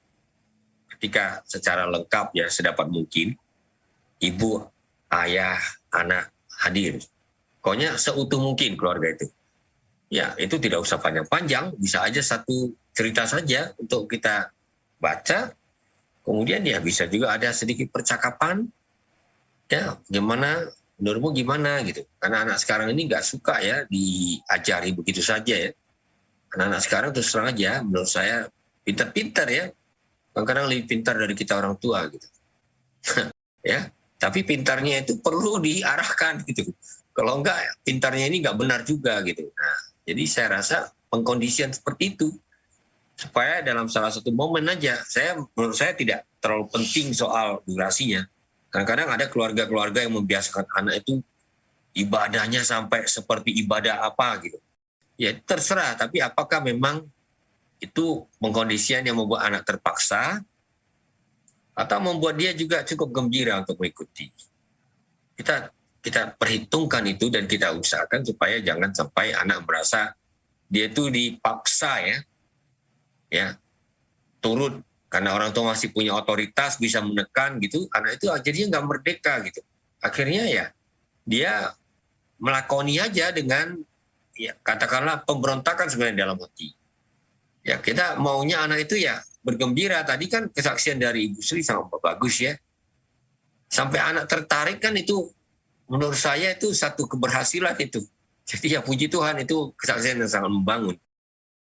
Nah bagi kita ini bukan soal persoalan kognitif. Anak jadi tahu cerita Alkitab. Ya itu salah satu bagiannya. Tapi kita kan berharap melalui pembacaan itu terbentuklah nilai hidup, sikap, ya, yang akan menolong mereka untuk menavigasi hidup ini dalam langkah-langkah berikutnya, ya. Ketika mereka berhubungan dengan teman-teman, ya kan, cara mereka berinteraksi, ya, saya rasa itu kesempatan kita orang tua. Jadikanlah, ya, misalnya KBUA ini sebagai salah satu bagian menu sehari-hari. Saya sebutlah begitu. Ya, menu sehari-hari ya. Sambil lalu mau makan kah atau mau tidur. Ya tergantung mana yang paling kondusif lah untuk tiap-tiap keluarga dalam kondisinya. Baca satu bagian kah. Kemudian ya kalau perlu anak itu yang membacakan. Kemudian ya kita berinteraksi sedikit bertanya. Lalu berdoa bersama. Itu cukup ya. Karena kita tidak ingin juga mencekoki anak ya. Menjadi anak yang rohani luar biasa gitu. Ya itu kelihatannya berhasil, tapi bisa juga menjadi bumerang suatu hari. Kita ingin supaya dia secara gembira menyadari hidup ini perlu ada narasi-narasi yang lain. Selain narasi-narasi yang sudah mereka temukan di berbagai kesempatan. Itu yang bisa saya katakan ya, karena saya rasa tidak ada satu jawaban yang ketat ya, yang berlaku untuk semua gitu. Tiap-tiap keluarga itu unik dan tiap-tiap anak itu juga unik, sehingga itu perlu diracik secara khusus dan KBUA ini kan menjadi ya materinya gitu ya, salah satu materinya. Tentu bisa juga ada materi lain yang bisa membangun komunikasi percakapan. Ya, saya rasa seperti itu. Terima kasih. Baik, terima kasih untuk Pak Anwar. Apakah Ibu Haryati ingin menambahkan, Ibu?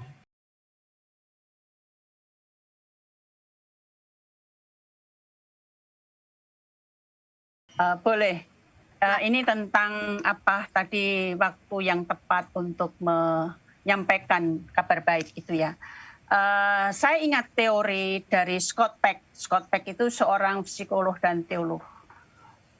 Dia salah satu teorinya mengatakan bahwa usia anak dari 6 sampai 12 ini adalah usia yang dari tidak tertarik rohani ini menjadi sangat tertarik pada hal-hal yang rohani.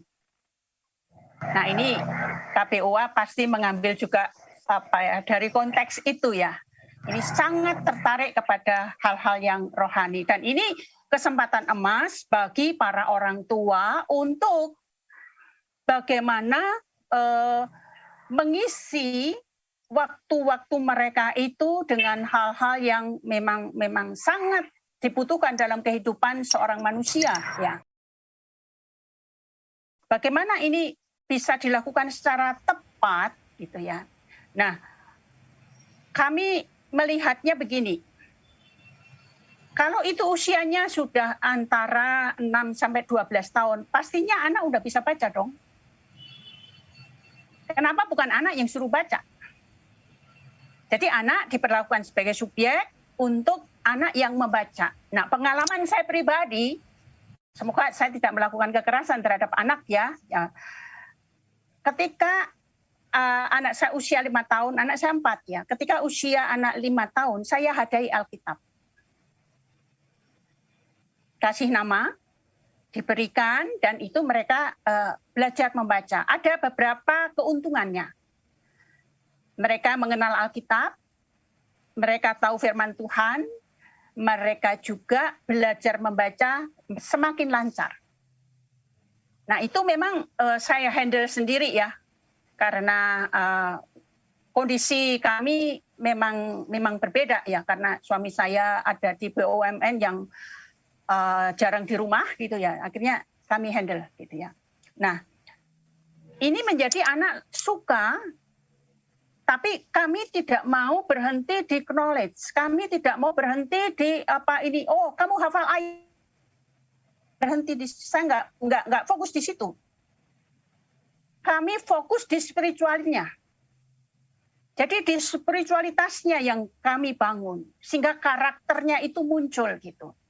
Sehingga ada sharing di tengah-tengahnya. Ketika saya ada di salah satu kota besar gitu ya, waktu itu saya ditawari, datanglah guru sekolah Kristen terkenal menawari jawaban ulangan-ulangan itu ada jawabannya, saya ditawari datang ke rumah.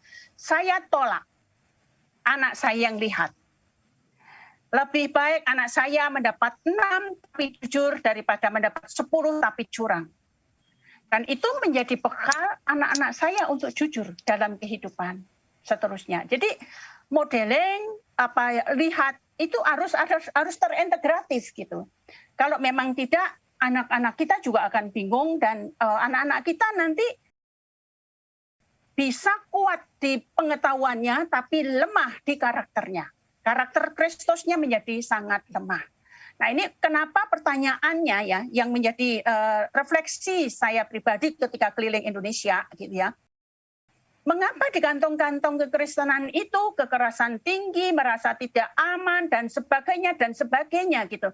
Apa yang salah? Firman yang mana yang bagaimana menyampaikan firman itu dan membentuk karakter-karakter anak itu? Mungkin ini perlu dilihat kembali. Terima kasih. Baik, terima kasih Ibu. Ini ada pertanyaan di Zoom itu dari Pak Robin Pardosi, dan ini pertanyaan seperti ini.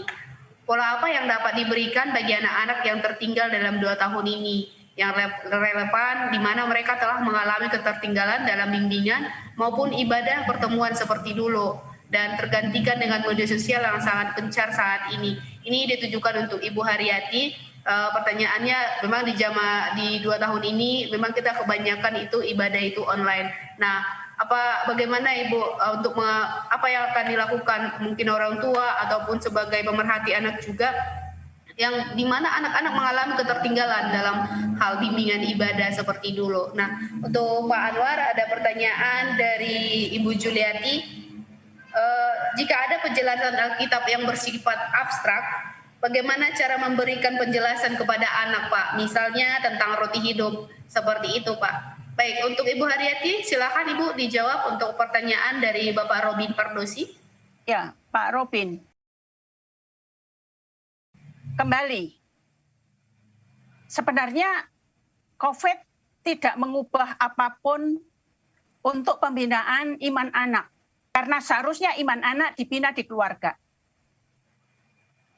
Artinya tanggung jawab orang tua adalah menyampaikan kabar baik itu agar anak-anak bisa mengenal Allah sebagai juru selamatnya, percaya mengasihinya, dan seterusnya, dan seterusnya.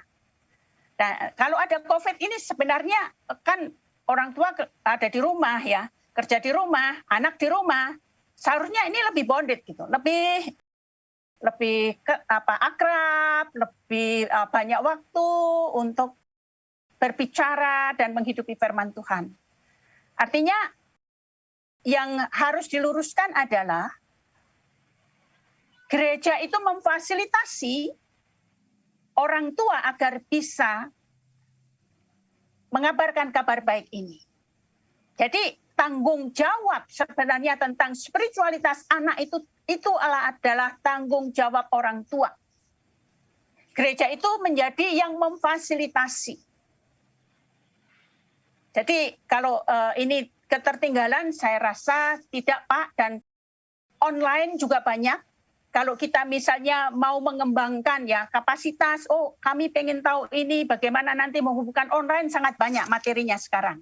Dan ini saya harap kita para orang tua juga menjadi confident ya, bahwa benar-benar Allah itu paham menciptakan sistem pengasuhan anak itu sentral dalam keluarga. Jadi jangan sampai kita membalikkan, oh itu urusan gereja kalau rohani, kalau apa, ini urusan sekarang tentang pengasuhan anak itu karena dianggap gagal gitu ya. Sekarang pemerintah bingung, dititipkan di sekolah. Jadi sekolah itu sekarang dititipkan untuk para orang tua, untuk parenting gitu. Ini sesuatu yang artinya sesuatu yang bagaimana itu bisa dikembalikan. Dan gereja tetap menjadi sesuatu yang sentral untuk melengkapi orang tua dan keluarganya. Itu menjadi tetap bisa diadakan, tetap harus diadakan. Tapi sekarang pindah online, kita juga bisa belajar banyak di online. Tuhan memberkati Pak Rustinson. Terima kasih Ibu. Semoga bisa menjawab pertanyaan. Silakan untuk Pak Anwar untuk pertanyaan Alkitab yang bersifat abstrak seperti roti hidup, bagaimana Pak memberikan penjelasan kepada anak-anak dalam hal ini? Ya, tentu tergantung usia ya. Saya kira pengalaman sehari-hari ya itu sebenarnya sangat powerful untuk dipakai sebagai ilustrasi ya tentang kebenaran-kebenaran mendasar tentang hidup ini, termasuk Alkitab. Ya, kalau saya mengaji secara spesifik tentang roti hidup ya, mari kita bayangkan itu roti bagi orang-orang di Palestina sana, Israel, itu sama dengan nasi bagi kita gitu. Ya, gimana kalau kamu tidak makan nasi berhari-hari dan sebagainya ya. Nah, jadi percakapan itu bisa dua arah gitu ya. Dan kalau mereka mengatakan, oh ya betul, kita perlu makan nasi tiap hari dan sebagainya, supaya kita bisa hidup. Ya, nah seperti itulah firman Tuhan. Seperti itulah Yesus yang datang itu, supaya kita ini hidup nggak hanya untuk sementara ini. Selain hidup sekarang ini, kita juga punya hidup lagi nanti, yang selama-lamanya. Jadi kita berdialog ya, tidak punya satu jawaban yang sudah jadi, tapi kita ramu kembali dari ya pengalaman komunikasi dengan anak. Saya percaya orang tua yang sering berkomunikasi dengan anaknya akan tahu menggunakan kata-kata seperti apa untuk mengajarkan kebenaran firman Tuhan. Memang, tapi kalau orang tuanya sama sekali tidak peduli, asik dengan korannya, apalagi sekarang ini orang tua bukan hanya dengan asik dengan koran ya. Maaf, ini bukan usil. Orang tua asik dengan gadgetnya. Ya, tenggelam dalam dunianya sendiri. Nah, gak apa-apa kalau hanya sementara, tapi jangan gara-gara gadget kita abaikan anak-anak. Sehingga kita tetap membangun komunikasi, tahu kita bahasa yang mereka gunakan, alam berpikirnya. Ya. Dan kalau perlu ya bahkan kita ikut bermain dengan mereka gitu. Supaya mereka tahu bahwa kita dekat dengan mereka sehingga kita tahu idiom-idiom yang mereka gunakan. Istilah-istilah ya. Saya misalnya pernah saya kaget, apa itu kata cemen? Ini gak pernah saya dengar gitu. Ya, jadi saya belajar lagi bahasa-bahasa mereka supaya nanti kalau menerangkan Alkitab, bicara soal Alkitab, nyambung. Oh ya ini, kan kamu yang bilang itu cemen gini-gini. Nah, itu. Jadi saya rasa tidak ada satu ilmu yang serba pasti tentang ini. Menurut saya semakin kita kenal anak kita, ya demi ya masa depannya, oleh karena kita digerakkan oleh cinta kasih ya, kita akan rela untuk belajar ya. Bukan mereka yang belajar, kita juga belajar supaya kebenaran-kebenaran yang mau disampaikan itu mendarat juga dalam kehidupan mereka. Ya soal roti ya, mari kita bicara roti untuk hidup, seperti nasi juga untuk hidup. Seperti itulah Yesus bagi kita ya. Kalau tidak ada dia, kita tidak bisa punya hidup yang selama-lamanya itu. Jadi percakapan ini saya yakin kalau dia masih kurang jelas, kita bisa terbuka saja dan saya kira anak mengerti kalau kita seandainya juga tidak tahu. Ya, tidak harus semua pertanyaan itu mempunyai jawaban. Ya. Tapi ya, intinya menurut saya adalah kita terbuka untuk terus-menerus berkomunikasi dengan anak. Ya, demikian yang bisa saya tanggapi ya. Silakan kalau misalnya Bu Haryati atau Ibu Sri mau lengkapi ya. Saya ini bicara bukan sebagai praktisi ya, tapi dari pengalaman ya yang biasa saja gitu. Baik, terima kasih Pak. Luar biasa. Kiranya bisa diterima oleh Ibu Juliati. Baik, Bapak Ibu, ternyata masih banyak sekali pertanyaan ini Pak, tapi kita sepertinya tidak bisa menjawab semua. Tapi ada satu pertanyaan terakhir ini Pak, ini dari Bapak Jojo, di mana mungkin ini juga sebagai pengalaman ataupun yang mungkin saat ini dialami oleh Bapak Ibu ataupun sahabat Alkitab sekalian. Nah, bagaimana caranya di mana setiap kita berikan cerita mengenai firman Tuhan, anak selalu ribut dan kalau disuruh berdoa tidak mau Pak. Atau ini juga pertanyaan untuk Bapak Anwar dan juga Ibu Haryati, bagaimana menghadapi seperti ini, terus juga adakah tipsnya untuk kita mungkin sebagai orang tua ataupun sebagai pelayan anak untuk menghadapi seperti ini, karena terkadang mungkin bagi si anak, aduh gimana sih kurang menarik seperti itu. Silakan untuk Ibu Haryati duluan, Ibu, bagaimana tanggapannya mengenai hal ini dan apakah tipsnya yang mungkin bisa dibagikan kepada peserta supaya bisa nanti diaplikasikan dalam kehidupan sehari-hari untuk anak-anak, Ibu. Silakan, Ibu. Nah, saya ini usia saya sudah 66 tahun juga jauh ya dari anak-anak. Iya, tapi saya bergerak di itu, jadi saya sering mendengar cerita-cerita tentang itu. Nah, Ibu dan Bapak, anak ribut itu biasa. Itu alamiahnya anak. Kalau orang tua yang ribut itu baru tidak biasa gitu. Nah, itu yang pertama yang harus kita pahami gitu. Bahwa kita memang sedang mengasuh anak-anak yang suka lari-lari, suka ribut-ribut, suka teriak-teriak, ya itu dunia anak-anak gitu ya. Itu yang pertama harus dipahami. Nah, bagaimana supaya cerita kita didengar anak-anak tidak pernah tidak cepat bosan dan sebagainya. Pertama, ada sebuah advice gitu ya. Kalau cerita jangan lebih dari 3 menit. Jangan lama-lama gitu. Nah, jangan dipandang itu orang dewasa yang bisa diem, padahal diemnya orang dewasa belum tentu mendengarkan gitu. Pikirannya bisa melayang kemana-mana gitu ya. Dan bisa dengan bisa dengan juga contoh-contoh, gambar-gambar, peraga-peraga dan sebagainya. Dan yang ketiga, kalau anak-anak itu bisa libatkan anak-anak. Karena kalau anak-anak nanti yang memperagakan, itu anak-anak jauh lebih interest, lebih tertarik daripada kalau anak-anak lihat kita. Dicoba, pasti anak-anak tertarik dengan anak-anak. Nah, kadangkala kita bercerita kepada anak-anak, tidak melibatkan anak-anak, sehingga anak-anak merasa bosen gitu ya, karena yang lihat orang tua gitu. Anak-anak pengen dilibatkan dan pengen juga energinya itu loh. Bagaimana kita mengelola energi anak-anak itu sehingga itu menjadi sesuatu yang positif dan baik untuk pertumbuhan anak. Terima kasih. Baik, terima kasih untuk Ibu Sri. Silakan untuk Pak Anwar. Wah, Ibu Sri udah lebih berpengalaman dari saya. Pengalaman saya mendidik anak-anak itu ya pada waktu saya masih mahasiswa ya. Ketika saya diajak untuk ngajar anak-anak usia 3 sampai 6 tahun. Wah, tiba-tiba semua ilmu teologi yang saya pelajari itu seperti tidak berguna sama sekali. Saya masih ingat ya. Wah, saya hampir tidak bisa tidur. Saya harus latihan, dicermin. Pokoknya saya usahakan ya bagaimana supaya dalam waktu paling lama 5 menit mereka sudah nangkap isinya. Misalnya mau mengatakan Tuhan itu cinta pada kamu, sayang kepada kamu, Tuhan itu pelihara kamu. Nah, saya berpikir keras waktu itu. Wah, apa ya contohnya? Nah, lihat burung itu, coba lihat tuh. Dari mana dia makan? Nah, seperti itu. Nah, saya kira kadang-kadang ini saya rasa perlu ada semacam introspeksi ya dari kita. kadang-kadang orang mengkondisikan anaknya untuk beribadah seperti orang dewasa.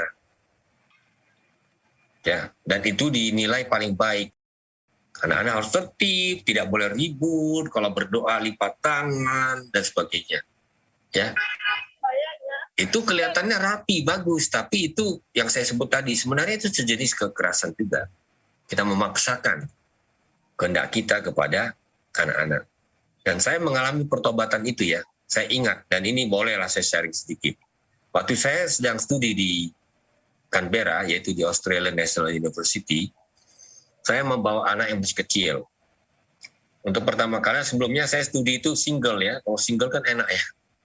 Tidak memusingkan bagaimana berada di gereja gitu. Tapi ketika saya punya anak kecil, kami duduk di belakang, ya orang Indonesia kan sopan sekali ya, supaya jangan mengganggu ibadah gitu. Itu di gereja Lutheran di Canberra. Ya. Dan saya agak kaget, ternyata di bawah bangku gereja itu, khususnya barisan belakang, itu laci-lacinya berisi mainan semua. Luar biasa, saya sama istri mengatakan, wah luar biasa ini, anak-anak itu dikondisikan untuk mengikuti ibadah sambil bermain gitu. Lalu ya namanya anak-anak betul sekali kata Ibu Haryati tadi, ya bagaimana kita bisa mengekang dia supaya jangan lari gitu. Jadi ya ketika ada kesempatan dia lari gitu sampai ke depan, ke altar. Dan refleks ya orang Indonesia, wah ini mengganggu ibadah ini harus kita tertibkan ini kan begitu ya. Saya ingat, kita mau cegah, mau lari. Dan kita tangkap anak itu supaya kembali ke tempatnya gitu. Nah di konsistori, saya pendeta itu dinasihati oleh warga jemaat, orang Australia. Mereka bilang, oh pastor is okay katanya gitu. Ya, let them feel happy. Let them feel that this is God's house, that welcomes them. Gitu. Wah itu bagi saya satu pesan yang membuat saya bertobat. Ya, jangan sampai kalau di gereja terlalu banyak larangan, mereka pikir, wah ini tempat untuk larang-larang kami, nggak menarik. Saya betul-betul ingat, saya bicarakan dengan istri, wah ini menarik. Ini cara berpikir yang sangat berbeda ini. Bagaimana anak itu bahagia, ini rumah Tuhan. Ya, memang tidak sampai harus bikin heboh, tapi sejauh itu tidak terlalu mengganggu. Buktinya ya orang-orang Australia itu hanya senyum-senyum aja lihat anaknya bisa lari ke sana, lari ke sini gitu. Nah, saya pulang itu dengan sebuah pesan seperti itu. Benar sekali ini. Nampaknya kita harus lebih memperhatikan hak anak-anak untuk menjadi dirinya. Gitu. Dan tentu tidak kita biarkan begitu saja, tapi kita tidak juga paksakan mereka untuk melampaui dirinya. Ya. Nah, itu aja yang saya bisa katakan, karena saya nggak punya ilmunya, Ibu Bapak sekalian. Saya hanya cerita saja ya. Ya. Semoga ini ada manfaatnya sedikit. Saya tiba-tiba saja teringat dengan pengalaman seperti itu, Bu Haryati. Ya, saya rasa ya itulah contoh-contoh di mana kita saling belajar ya. Ya, seperti itu saja yang bisa saya katakan. Terima kasih. Terima kasih untuk Pak Anwar. Mungkin hal itu juga banyak dialami sih untuk peserta atau mungkin kita sendiri, Pak. Terima kasih sudah berbagi tentang hal itu, Pak. Terima kasih untuk Bapak, Ibu, dan sahabat Alkitab sekalian yang sudah berkenan hadir dan sudah mau mengikuti webinar ini. Terima kasih untuk semua pertanyaan-pertanyaan yang sudah disampaikan. Mohon maaf tidak semua pertanyaan bisa dijawab. Nanti ini akan menjadi evaluasi untuk kami, Lembaga Alkitab Indonesia. Nanti untuk berikutnya kita akan membuat webinar seperti ini. Gitu. Terima kasih untuk semua pertanyaannya. Terima kasih untuk Pak Anwar dan juga Ibu Haryati yang sudah berkenan dan sudah menjawab pertanyaan dengan sangat luar biasa. Kiranya semua pertanyaan ini bisa terjawab pertanyaannya di sahabat hati dan semua sahabat Alkitab di sini dan juga bisa diaplikasikan untuk kita semua di sini. Kami juga sangat mengucapkan terima kasih untuk sahabat Alkitab yang sudah bergabung di YouTube Lembaga Alkitab Indonesia.